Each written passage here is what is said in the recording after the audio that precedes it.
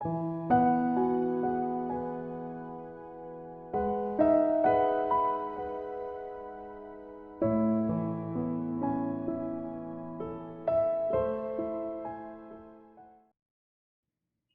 Bapak Ibu dan saudara-saudara yang kekasih di dalam Tuhan Yesus Kristus. Kita bersyukur lagi kepada Tuhan kalau kita masih hidup sampai saat ini. Sungguh suatu yang sangat ajaib. Di tengah-tengah kekhawatiran dan ketakutan, kita masih saja dipelihara dan masih hidup sampai saat ini. Bapak Ibu dan saudara-saudara yang kekasih di dalam Tuhan, marilah kita memulai hari ini dengan merenungkan firman Tuhan. Dan marilah kita mulai dengan doa. Tuhan Allah Bapa kami yang bertata dalam kerajaan surga, ya Tuhan, kami bersyukur lagi kepadamu karena begitu ajaib pertolongan-Mu yang Engkau karuniakan bagi kami. Kami masih saja hidup dan semata-mata karena pertolongan-Mu, karena anugerah-Mu Engkau memberikan kami nafas kehidupan dan menjauhkan kami dari segala mara bahaya dan juga menopang kehidupan kami dari berbagai kesulitan dan tekanan hidup. Terima kasih Tuhan, kami bersyukur, kami berterima kasih kepadamu. Oh Tuhan, ampunilah segala dosa kami dan sucikanlah hidup kami oleh darah Tuhan kami, Yesus Kristus. Dan pada pagi hari ini Tuhan, kami akan merenungkan firman-Mu. Berfirmanlah dan biarlah Roh-Mu yang menolong kami untuk memahami akan firman. Di dalam nama Tuhan Yesus Kristus kami berdoa dan bersyukur. Amin. Bapak Ibu dan saudara-saudaraku yang kekasih di dalam Tuhan Yesus Kristus, dalam rangka kita memperingati Jumat Agung, yaitu penderitaan, kematian, dan juga kebangkitan Tuhan Yesus Kristus pada minggu ini, maka saya mengajak kita semua untuk merenungkan kembali akan makna dari salib Kristus. Firman Tuhan yang akan kita renungkan saya ambil di dalam Yesaya 53 ayat 1 sampai 10 berbunyi demikian. Siapakah yang percaya kepada berita yang kami dengar? Dan kepada siapakah tangan kekuasaan Tuhan dinyatakan?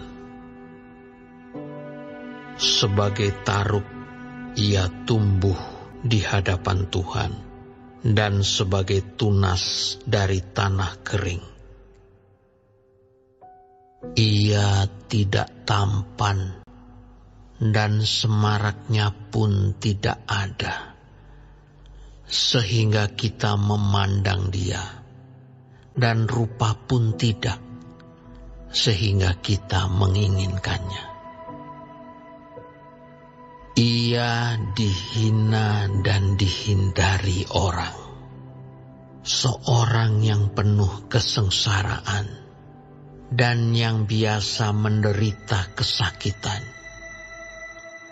Ia sangat dihina, sehingga orang menutup mukanya terhadap dia. Dan bagi kita pun, dia tidak masuk hitungan. Tetapi sesungguhnya penyakit kitalah yang ditanggungnya, dan kesengsaraan kita yang dipikulnya. Padahal kita mengira dia kena tulah, dipukul dan ditindas Allah. Tetapi dia tertikam oleh karena pemberontakan kita. Dia diremukkan oleh karena kejahatan kita. Ganjaran yang mendatangkan keselamatan bagi kita ditimpakan kepadanya, dan oleh bilur-bilurnya kita menjadi sembuh. Kita sekalian sesat seperti domba. Masing-masing kita mengambil jalannya sendiri. Tetapi Tuhan telah menimpakan kepadanya kejahatan kita sekalian.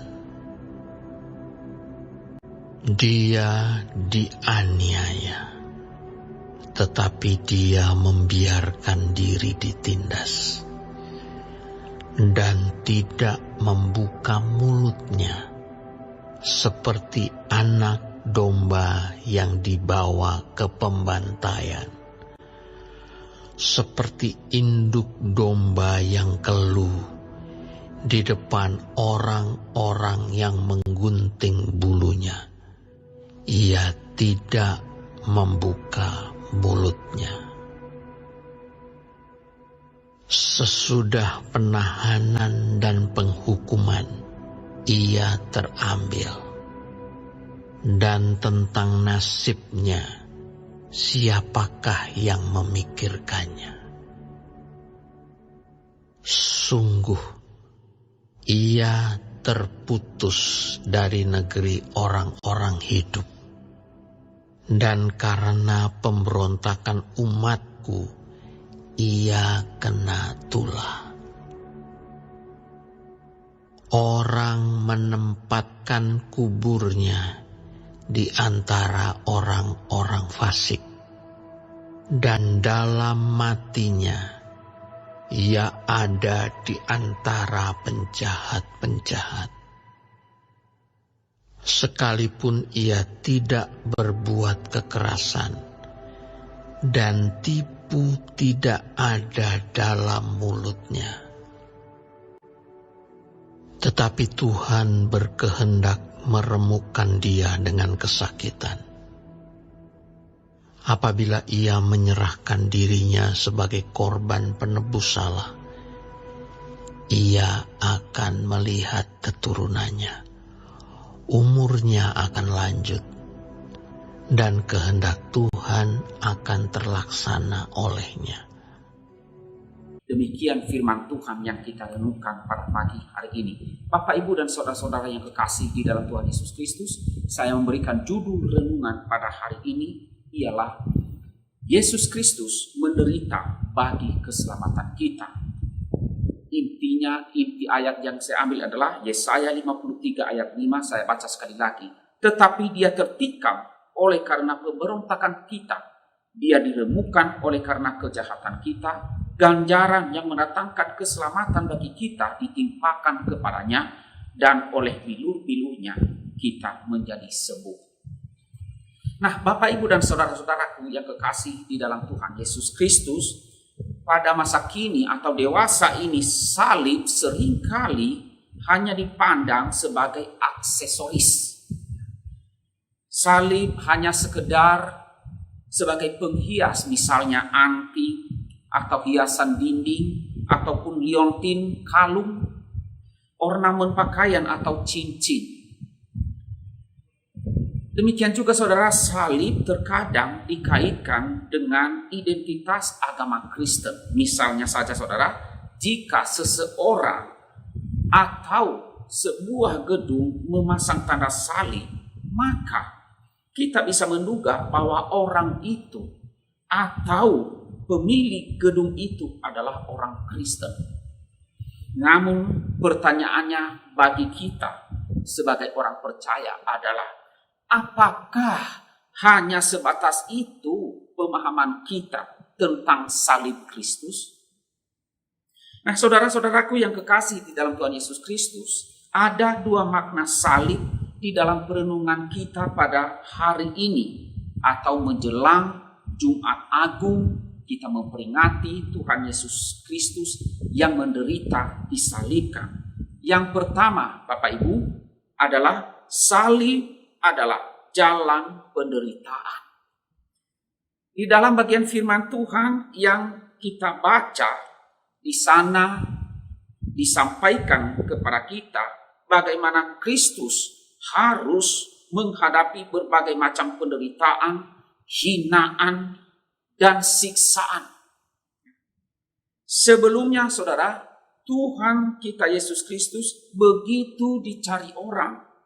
Tetapi ketika tuduhan dan fitnahan dituduhkan kepadanya, maka tidak ada seorang pun yang mau datang kepadanya.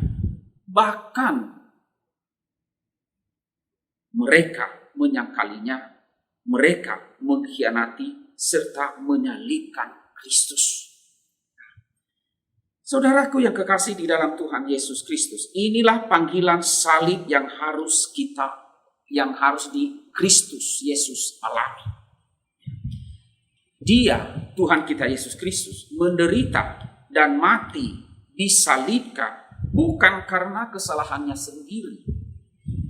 Saudara, kita pun terkadang harus memikul salib seperti Tuhan Yesus Kristus, Tuhan kita. Menderita bukan karena kesalahan kita. Kita bisa saja menderita bukan karena ada kesalahan yang kita lakukan. Nah, oleh karena itu saudara, ini mengingatkan kepada setiap kita agar hendaklah kita diingatkan bahwa kita harus tetap bertahan menghadapi penderitaan, karena itu adalah panggilan kita sebagai orang Kristen, sebagai pengikut Kristus. Walaupun kita menderita bukan karena kita berbuat, bukan karena kita telah berbuat, bukan karena kita telah berbuat salah, tetapi kita harus menanggung semua itu dengan sabar. Inilah panggilan hidup kita sebagai orang yang percaya kepada Tuhan Yesus Kristus. Yang kedua, Bapak Ibu, salib adalah jalan penebusan. Salib menjadi jalan bagaimana Tuhan Yesus Kristus yang tidak berdosa menanggung dosa umat manusia. Hal ini dapat kita baca di dalam firman Tuhan yang barusan kita baca tadi, yaitu di dalam ayat 4 sampai dengan ayat 6. Di sana menjelaskan kepada kita bagaimana Kristus disalibkan bukan karena dosanya, bukan karena kesalahannya, tetapi ia disalibkan karena kesalahan dan dosa umat manusia. Tuhan Yesus Kristus, dia disalibkan untuk menanggung penyakit rohani manusia, yaitu dosa. Dia disalibkan untuk menanggung hukuman dosa umat manusia. Dia juga memikul kesengsaraan manusia, yaitu terpisah dari Allah. Saudara, Tuhan Yesus Kristus bahkan rela menerima semua penderitaan itu. Demi apa? Demi menebus kita dan menggantikan kita yang berdosa ini. Bapak, Ibu, dan saudara-saudara yang kekasih di dalam Tuhan Yesus Kristus, sebagai manusia yang berdosa dan yang telah memberontak kepada Allah, seharusnya kita inilah yang terkutuk. Kita dikutuk oleh Tuhan. Seharusnya dan sepantasnya lah kita mati dan kita mengalami kebinasaan di dalam neraka, dalam murka Allah. Namun, saudara, dengan darah Kristus yang telah tercurah di atas kayu salib dan tubuhnya yang disalibkan, Dia, yaitu Tuhan kita Yesus Kristus, membayar dan menebus kita dari hukuman maut, dari murka Allah. Karena itu Bapak, Ibu, dan saudara-saudaraku yang kekasih di dalam Tuhan Yesus Kristus, marilah kita mensyukuri karena oleh darahnya kita disembuhkan dari sakit rohani kita. Marilah kita memaknai kebebasan dari belenggu dosa kita dengan penghargaan tertinggi, dengan sikap hormat dan bertanggung jawab atas anugerah keselamatan itu. Keselamatan yang telah kita terima di dalam Tuhan Yesus Kristus, yang diberikan kepada kita dengan cuma-cuma, dengan anugerah, hanya dengan kita percaya, mempercayakan diri ke dalam tangan pengasihan Tuhan kita Yesus Kristus. Kiranya melalui renungan firman Tuhan pada hari ini, kita mengingat kembali akan pengorbanan penderitaan Tuhan kita Yesus Kristus di atas kayu salib, dan biarlah kita makin mengasihinya dan semakin hidup baginya hidup ini kita persembahkan bagi kemuliaan-Nya. Amin. Mari kita berdoa. Tuhan Allah Bapa kami yang bertata di dalam kerajaan surga, kami bersyukur kepadamu ya Tuhan, kalau pada hari ini kembali kami boleh merenungkan akan makna penderitaan Tuhan Yesus Kristus di atas kayu salib demi menebus kami manusia yang berdosa ini, demi menanggung hukuman dosa kami agar kami diselamatkan, untuk memulihkan hubungan kami yang telah terpisah dari Allah agar kami hidup kembali. Terima kasih Tuhan, dan biarlah kiranya firman Tuhan yang telah kami renungkan pada pagi hari ini Engkau teguhkan dan meteraikan agar kami benar-benar mengasihi Engkau ya Tuhan. Kami hormat, kami bertanggung jawab atas keselamatan yang telah kami terima, dan kami mempersembahkan hidup kami bagimu ya Tuhan. Ya Tuhan, kami juga berdoa agar kiranya perayaan atau peringatan kematian Tuhan Yesus Kristus dan juga kebangkitannya pada minggu ini ya Tuhan, sungguh boleh membuat seluruh umat Kristiani, orang-orang Kristen mengasihi Tuhan. Dan biarlah berita keselamatan ini terus disebarkan, diberitakan kepada dunia ini bagi orang-orang yang belum diselamatkan, agar mereka boleh datang kepada Tuhan Yesus Kristus. Tuhan, tolonglah Tuhan. Kami juga berdoa ya Tuhan untuk keadaan bangsa dan negara kami akhir-akhir ini. Ya Tuhan, kami mohon kiranya Tuhan lindungi agar perayaan-perayaan yang kami adakan memperingati penderitaan Tuhan Yesus Kristus disalibkan dan Paskah, kiranya Tuhan menolong supaya semua umat dalam keadaan aman. Tolonglah kiranya Tuhan aparat keamanan di seluruh Indonesia untuk boleh memberikan keamanan bagi umat Kristiani. Kami juga berdoa kepada Tuhan bagi orang-orang yang terus membenci Engkau Tuhan dan membenci umat-Mu, pengikut-Mu di muka bumi ini. Kami mohon sadarkanlah mereka, dan kiranya Tuhan ubahkanlah hati mereka agar kiranya mereka boleh percaya kepada Tuhan Yesus Kristus. Kami juga berdoa ya Tuhan untuk Bapak Presiden Joko Widodo dan juga Bapak Ma'ruf Amin, wakilnya, serta menteri-menteri negara. Kiranya Tuhan memberkati mereka di dalam membangun negara ini. Kebijakan-kebijakan pemerintah, berikan hikmat di dalam melangkah dan di dalam membangun untuk mensejahterakan rakyat Indonesia. Dan kami terus berdoa kepada Tuhan agar keamanan bangsa ini kiranya Engkau yang tetap mengendalikan dan memegang semua keamanan bagi bangsa ini ya Tuhan. Semua orang-orang yang ingin menghancurkan bangsa ini, segala rencana jahat hati mereka, biarlah dengan cara-Mu Tuhan, Engkau menggagalkan, menghancurkan semua rencana-rencana jahat itu.